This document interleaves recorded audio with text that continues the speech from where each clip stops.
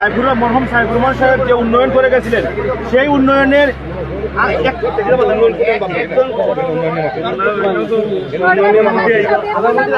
প্রধানমন্ত্রী আগমন প্রধান হিসাবে প্রথমবার আসতেছেন, আপনাদের চাওয়া কি একজন সরকার প্রধান হিসাবে? আগে তো তিনি প্রধান হিসাবে আমরা ইলেকশনের সময় বিভিন্ন আমরা কমিটমেন্ট করেছি না, প্রধানমন্ত্রী মাননীয় প্রধানমন্ত্রী এই ব্যাপারে খুবই সচেতন। একটা জিনিস বুঝেন আপনারা, আমরা এখানে আমাদের মৌলভীবাজার জেলায় আমরা তিনটা জিনিস দাবি করেছিলাম। হ্যাঁ, এই আমাদের মেডিকেল কলেজ, আমাদের শমশেরনগর এয়ারপোর্ট আর আমাদের কলেজটাকে ইউনিভার্সিটির করতে হবে। এগুলো তিনটা মেজর জিনিস, ঠিক আছে? এগুলো আমার উন্নয়ন যেগুলো হবে সেটা তার মতন চলবে, এটা নিয়ে কোনো কিছু নেই, ওগুলো নিয়ে আলোচনা করবো। আমরা বড় ইনফ্রাস্ট্রাকচারাল বিষয় নিয়ে আলোচনা করছি। আপনারা জিনিসটা একটু খেয়াল করেন যে 3 মাস ক্ষমতায় আসে, 4 মাসের মাথায় প্রধানমন্ত্রী, 4 মাসের মাথায় প্রধানমন্ত্রী মৌলভীবাজার, উনি নিজ থেকে এখানে আসছেন এবং আমরা যে দাবি দাবাগুলি দিয়েছি এগুলো আমি উপস্থাপন করবো আজকে 16-17 তারিখে এখানে। আপনারা এত খুশি হবেন যে আমাদের ইনশাল্লাহ মেডিকেল কলেজ এবং ব্যাপারে কার্যক্রম ইনশাল্লাহ আপনারা জানতেছেন এই আগামী অর্থ বছরে স্বাস্থ্য খাতে প্রায় 70,000 কোটি টাকা প্রদান করা হয়েছে। তো আমার এখানে মেডিকেল কলেজ করার জন্য সমস্ত প্ল্যান নিয়ে আমি অলরেডি স্বাস্থ্যমন্ত্রীর সাথে এবং সচিবের সাথে আমার বৈঠক অলরেডি হয়ে গেছে। আগামী আর্থিক বছর থেকে এটা হবে। আমরা আশা করছি যে আগামী 2 থেকে সর্বোচ্চ 3 বছরের মধ্যে আমরা ইনশাল্লাহ এটা 3 বছরের মধ্যে আমরা মেডিকেল কলেজে রূপান্তর করতে পারবো।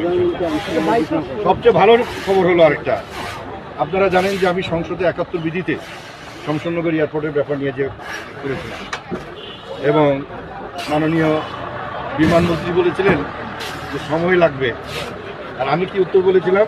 সময় নাই। আগামী 19 তারিখ শুক্রবার দিন বিমানমন্ত্রী, প্রতিমন্ত্রী, সচিব সব এই মৌলভীবাজার আসতেছেন। এমনি একটা হারমোনি একটা ফেস্টিভ্যাল করবে ইয়েতে শ্রীমঙ্গলে, এবং 20 তারিখে শমশেরনগর এয়ারপোর্ট ইন্সপেকশন যাচ্ছে। তো মানুষ তো আমারও দাম দেয় না, বুঝছেন না? এখানে আবার অনেক নেতা ফেতারা আছেন।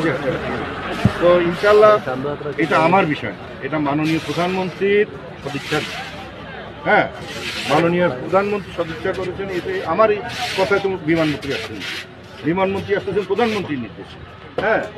তো মাননীয় আমাদের প্রতি সহানুভূতিশীল বলেই উনি আমাদেরকে এই যে মাননীয় প্রধানমন্ত্রী মৌলভীবাজারের প্রতি সহানুভূতি বলেই তো উনি এখানে আসতেছেন আজকে। এই যে 20টা জেলাতে এই কার্যক্রমটা হবে কিন্তু একসাথে, কিন্তু এখান থেকে লাইভ এটা সারা বাকি 20টা জেলার প্রচার হবে। তো উনি মৌলভীবাজারকে সিলেক্ট করছেন, তার মানে মৌলভীবাজারকে উনি ভালোবাসেন বলেই তো করছেন, তাই না?